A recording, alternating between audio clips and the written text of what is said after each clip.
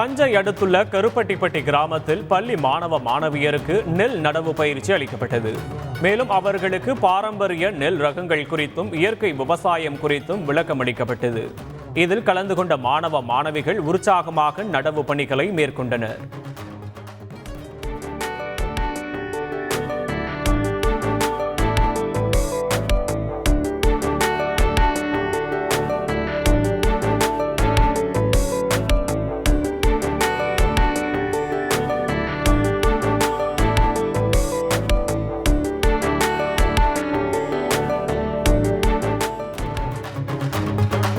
திருப்பூரில் மாவட்ட நிர்வாகம் சார்பில் மாற்றுத்திறனாளிகளுக்கு 3 சக்கர வாகனம் வழங்கும் நிகழ்ச்சி நடைபெற்றது.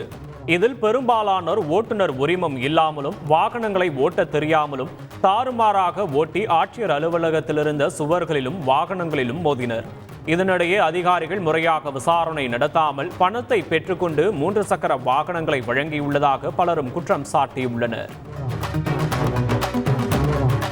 மயிலாடுதுறை மாவட்டத்தின் வழியே விழுப்புரம் நாகப்பட்டினம் இடையிலான 4 வழி சாலை பணி நடந்து வருகிறது. தரங்கம்பாடி தாலுகா சங்கிருப்பு, நடராஜ் பிள்ளை சாவடி, திருவிழந்தாபுரம், கிராண்டகொண்டான் ஆகிய கிராமங்களைச் சேர்ந்த விளை நிலங்களுக்கு செல்ல முடியாமல் விவசாயிகள் பாதிக்கப்பட்டுள்ளனர். இதனால் 2000க்கும் மேற்பட்ட விவசாயிகளின் வாழ்வாதாரம் கேள்விக்குறியாகி உள்ளது.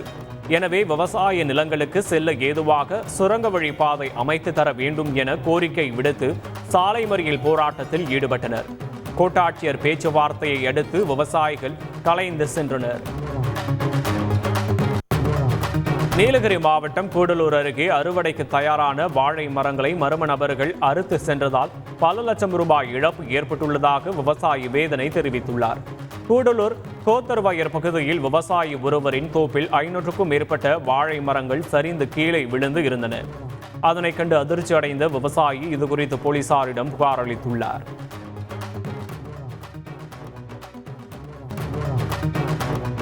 சேலம் கோட்டை அரசு மகளிர் மேல்நிலை பள்ளியில் 5 லட்சம் ரூபாய் கையாடல் செய்த இளநிலை உதவியாளர் சஸ்பெண்ட் செய்யப்பட்டுள்ளார். முதுநிலை ஆசிரியர் 2 பேருக்கு தேர்வு நிலை ஊதியம் பெறுவதற்கு வழங்கப்பட்ட ஆணையில் இளநிலை உதவியாளரான கிரிதரன் என்பவர் அவரது வங்கிக் கணக்கையும் இணைத்து கையாடல் செய்துள்ளார். தூத்துக்குடி மாவட்டம் திருச்செந்தூரில் சுமார் 70 அடி தூரம் வரை கடல் உள் வாங்கியது. இதனால் கடலில் உள்ள பாறைகள் வெளியே தெரிந்தது. சுப்பிரமணிய சுவாமி கோயிலுக்கு வந்த பக்தர்கள் இந்த பாறைகளில் ஏறி அமர்ந்து குளித்தனர்.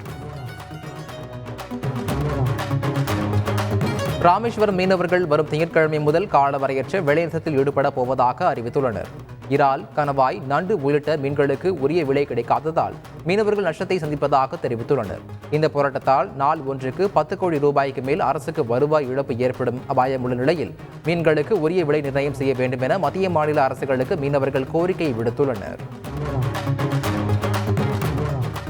விருதுநகர் மாவட்டம் சாத்தூர் அருகே வெம்பக்கோட்டை அகழாய்வில் நாயக்கர் கால செம்புக்காசு கண்டெடுக்கப்பட்டுள்ளது.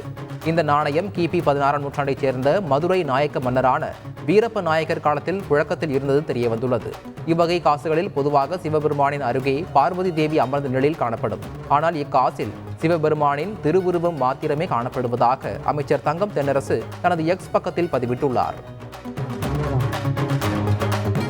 திருவாரூர் மாவட்டம் திருத்துறைப்பூண்டி அருகே வளர்ப்பு நாய் மீது வீட்டின் மேற்புறத்தில் செல்லக்கூடிய உயர் மின்னழுத்த மின்சார கம்பி பட்டத்தில் நாய் பரிதாபமாக உயிரிழந்தது. வீட்டின் மேற்புறத்தில் மின்கம்பியானது தாழ்வாக செல்வதால் அப்பகுதியில் மின்கம்பம் நட வேண்டும் என கோரிக்கை வைத்தும் மின்வாரிய அதிகாரிகள் நடவடிக்கை எடுக்கவில்லை என அப்பகுதி மக்கள் புகார் தெரிவிக்கின்றனர். இதனால் உயிரிழப்பு ஏற்படும் அபாயம் உள்ளதால் உரிய நடவடிக்கை எடுக்கவும் கோரிக்கை விடுத்துள்ளனர். சென்னை கும்மிடிப்பூண்டி அருகே தண்ணீர் தொட்டியில் விழுந்து 1.5 வயது குழந்தை உயிரிழந்த சம்பவம் பெரும் சோகத்தை ஏற்படுத்தியுள்ளது. வீட்டில் தூங்கிக் கொண்டிருந்த தாய் துர்கா குழந்தையை காணவில்லை என்று தேடிய போது குழந்தை தொட்டியில் விழுந்துள்ளதை கண்டு அதிர்ச்சி அடைந்தார். உடனடியாக குழந்தையை மருத்துவமனைக்கு கொண்டு சென்ற நிலையில் குழந்தை ஏற்கனவே இறந்துவிட்டதாக மருத்துவர்கள் தெரிவித்தனர். இந்த சம்பவம் தொடர்பாக போலீசார் வழக்கு பதிவு செய்து விசாரித்து வருகின்றனர். கிருஷ்ணகிரியில் தமிழக விவசாயிகள் சங்கம் சார்பில் உழவர் தின பேரணி மற்றும் பொதுக்கூட்டம் நடைபெற்றது. இந்த பொதுக்கூட்டத்தில் விவசாயிகள் நலனுக்காக போராடி உயிர்நீத்த விவசாயிகளுக்கு அஞ்சலி செலுத்தப்பட்டது. மேலும் நெல்லின் ஆதார விலையை அதிகரிக்க வேண்டும், விவசாய கடனை மத்திய அரசு தள்ளுபடி செய்ய வேண்டும் உள்ளிட்ட தீர்மானங்கள் நிறைவேற்றப்பட்டதோடு பால் உற்பத்தி மானியம் லிட்டருக்கு 3 ரூபாய் உயர்த்தி வழங்கிய தமிழக அரசுக்கு நன்றி தெரிவிக்கப்பட்டது.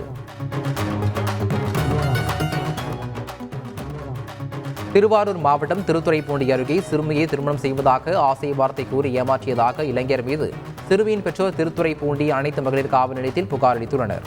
சிறுமி கர்ப்பமாக உள்ளதாக பெற்றோர் அளித்த புகாரின் பேரில் சபரிநாயகன் எனும் இளைஞரை போக்சோ சட்டத்தின் கீழ் கைது செய்த போலீசார் இளைஞரை நீதிமன்றத்தில் ஆஜர்படுத்தி சிறையில் அடைத்தனர்.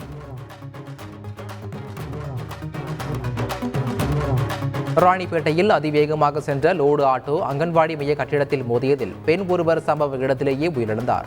லோடு ஆட்டோவை முறையாக ஓட்டத் தெரியாத பிரசாத் என்பவர் அதிவேகத்தில் சென்று அங்கன்வாடி மைய கட்டிடத்தில் மோதியுள்ளார். இதில் அங்கு பணிபுரிந்து வந்த லட்சுமி சம்பவ இடத்திலேயே பரிதாபமாக உயிரிழந்தார். பவானிசாகர் அணைக்கு நீர்வரத்து 2856 கனஅடியாக இருந்த நிலையில் தற்போது 548 கனஅடியாக குறைந்துள்ளது. அணை நீர்மட்டம் 68.02 அடியாகவும் நீரிருப்பு 10.1 TMC ஆகவும் உள்ளது. அணையில் இருந்து 205 கன அடி தண்ணீர் வெளியேற்றப்படுகிறது.